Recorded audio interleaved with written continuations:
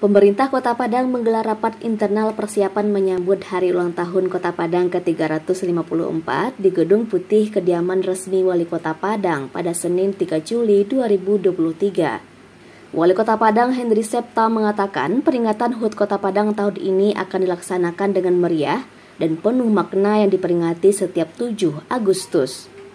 Pada peringatan HUT Kota Padang kali ini, rapat paripurna istimewa DPRD Kota Padang akan digelar di Gedung Baru DPRD Padang di Jalan Bagindo Aziz Chan, Kelurahan Sungai Sapih, Kuranji.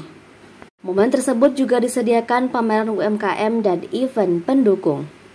Selain itu, berbagai kegiatan juga digelar, di antaranya Festival Siti Nurbaya pada 4, 5, dan 6 Agustus dan Go Siti Nurbaya Adventure pada 5 hingga 6 Agustus. Sedangkan pada 7 Agustus akan digelar pawai telong-telong di malam hari. Tak lupa Henry Septa mengatakan turut mengundang kepala daerah sesumbar maupun luar Sumbar, diantaranya Wali Kota Pekanbaru dan Jambi.